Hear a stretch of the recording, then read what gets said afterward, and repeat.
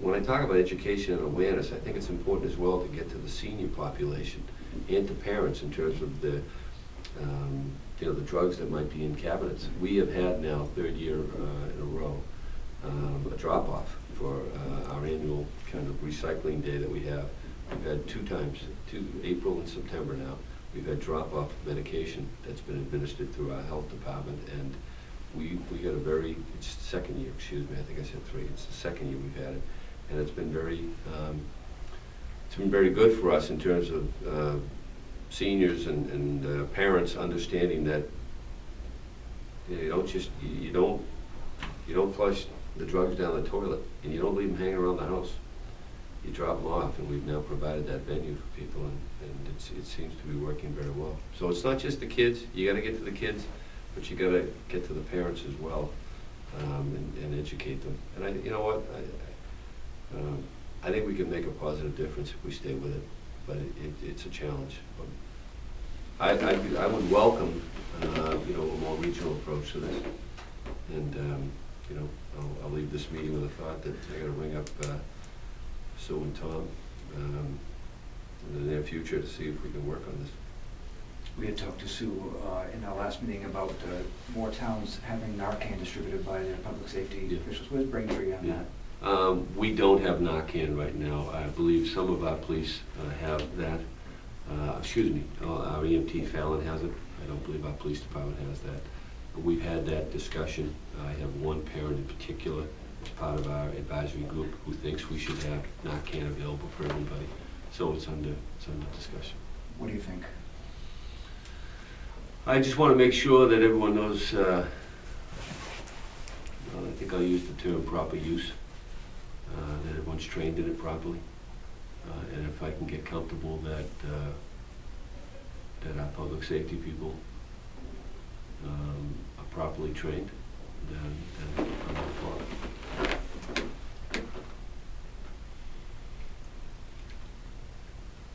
What would your top 3 priorities for a new term be? I think number one, we have to continue our financial management. You know, I think our financial management has really been a strength.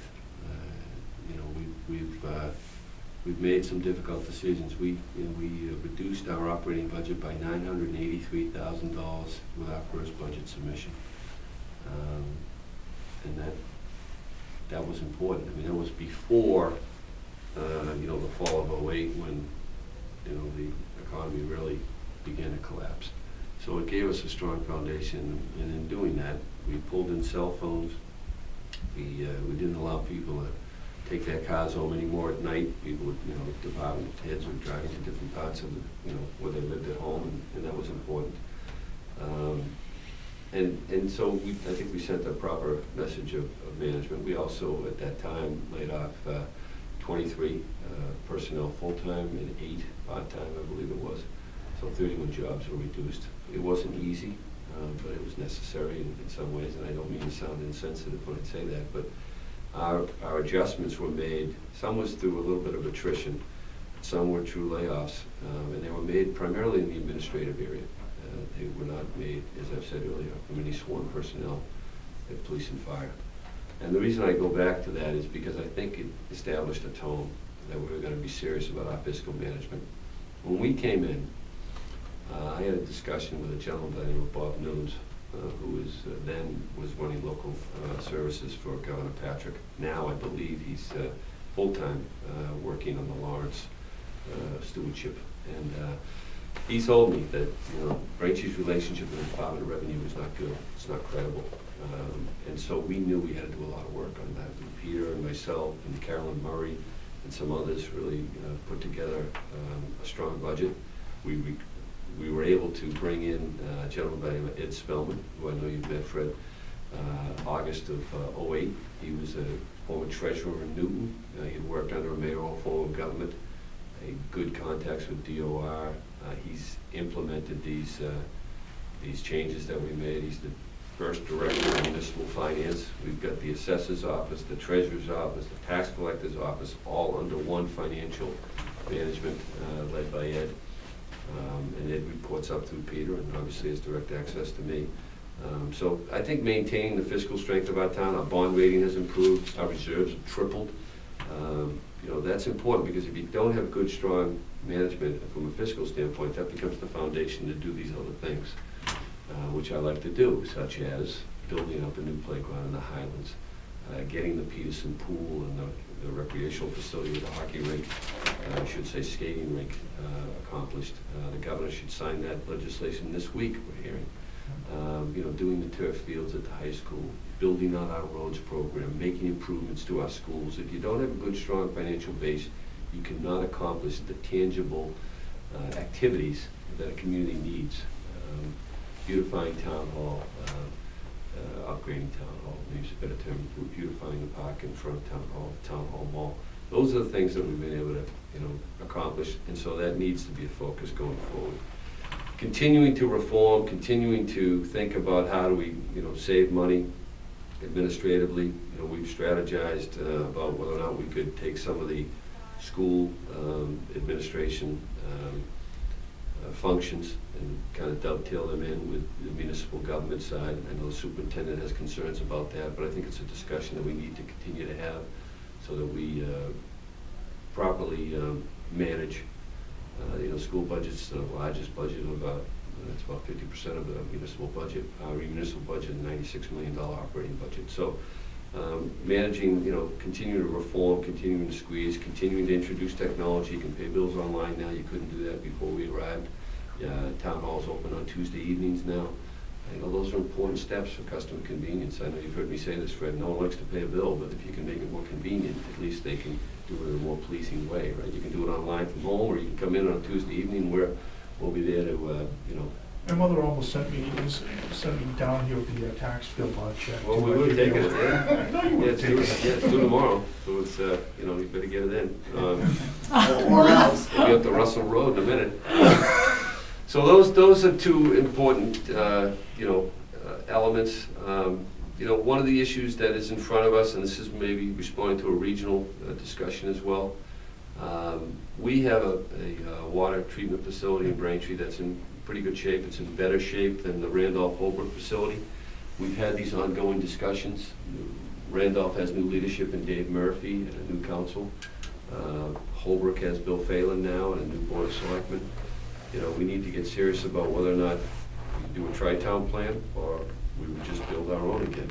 And as I speak to you today, I haven't made a, you know, a final on that. I need to get back with Randolph and Holbrook in terms of a further discussion. But I think, you know, long term, we're going to need to build a new. Our treatment facility is in good shape, but it's an older building. And to think that we're not going to have to make some improvements or even build a new water treatment facility is not being accurate. So we need to think through how we're going to do that. So that's a challenge for us going forward. And I think, you know, just to mention as a final piece in these discussions, I mean, listen, we want good public safety, we want good schools, so we want to maintain, you know, the progress that we've made. But with that said, we've got to continue to think in a creative way about, we've got to continue to push ourselves. And I think, you know, redevelopment of properties, we've got a discussion going on right now on a solar panel project on the landfill. We are not there yet. We're doing it through Braintree Electric Light Department. It's a passive use. We still need Department of Environmental Protection, EOEA, Environmental Affairs to help us with that. We're not there yet, but, you know, is that the right thing to do? We've got a vendor right now that Bill has selected. I'm not sure they're the right vendor. So we need to think about that as well. There's a lot on the plate. But I mean, listen, let me tell you something. I live and eat this, you know, I live and breathe this job, I should say. I do. I enjoy it. It's emotional for me because I care deeply about not only, you know, how the town looks and presents itself, but are we doing the daily work to make sure that we're positioning ourselves in a way that's going to offer a bright future. I don't expect that, you know, I'm going to be doing this job, you know, for my entire life, but I'd like another 4 years to be able to continue the hard work, and it's a part of me, and hopefully continue to make progress. But there are a number of things. If did you say 2 or 3 things? It's probably, I can't give you 2 or 3 things. I can give you about 30 items that we need to work on. And Does that say you have trouble prioritizing? No, I don't think so. Is that why Peter's desk looks like mine? I don't have Che Guevara on my desk. His desk could not possibly look like yours, Fred. Don't get me started on that one. And he has a much bigger office than I do. No, vast expanse. I put a lot on Peter, but I put a lot on my department heads, and I expect, I put a lot on myself. I expect, one of the things we talk about too is if you miss that day, I mean, we're all gonna have good days and bad days, and if you miss it, if you don't have a good day, or you just don't pay attention that day or whatever, then you've lost it. You're not gonna be able to get that day back. So, every single day, I think I said the word earn earlier, you gotta earn it every day. And we're serious about the task. I'm serious about the day-to-day management of the town. I'm trying to offer some vision in terms of position ourselves, in a forward manner. We have, as every community does, some challenges, be it drug awareness or be it just financial management. But we're making steady progress, and I think it's, the results are there. And I hope and trust that people will see that, and we'll know 8 days from now. I did want to show you a few things that I thought might be helpful, just in terms of what we've been able to accomplish. And I'll just share these with you quickly. This is what we call a hand card piece. This is the 1,000 doors that I've dropped this. Probably get a few more hundred out between now and next Tuesday. Thank you. List of 10 items that we think were important. And on the other side, kind of an open letter. This is the same one. This is a bit of a mailer that went out. Showed up last week? Yeah, they got it last week. Okay. This was the bumper sticker from 4 years ago. We decided to stay with it for Braintree. This is a piece that we're putting out this week. But essentially what this is I ran on a camp. When you run for the office, you need to have a plan, at least some thoughts about it. This was an ABC plan for accountability, beautification, and commitment to core services. And this was the original folder that we put out. This is obviously a copy of it that we put out in the spring and fall during the campaign of '07. We talked about, here we are 4 years later, and if you open it up, it talks about the accountability, the A, and the results associated with that, beautification, the results associated with that, commitment to core services, and the results associated with that, and then just a message from me. And this will go out again over the course of next week. And I think it's just, I'll call it a friendly reminder of what we talked about in terms of a plan for Braintree, the ABC plan, and the actual implementation of it. And the results are there. So, we're excited about what we've been able to do. We're more excited about the road ahead. And we look forward to hopefully serving for another 4 years. Mayor, thank you very much. Okay. Thank you. And I appreciate an elected official without amnesia. Joe, can I take one of those? Please. It hasn't gone out yet, so I'd ask that that surprise your coverage. All right. Yeah, please. That It's a Peterson black and pool. Why don't you That take- Peterson pool. It's on the governor's desk. Amazing, huh? Yeah, it's happening. Well, thanks for coming in. Oh my, yeah, Thank really you. I appreciate it. wonderful. Thank you. Thank you very much. I appreciate it. Good to see you again. Take care. Where's that Clean Harbors issue? About a month ago, maybe Yeah, two. Mitigation? EPA. Yeah, EPA. Still waiting to hear? Yeah, we are. Is that the thing still going on here? I can turn it off. Shut it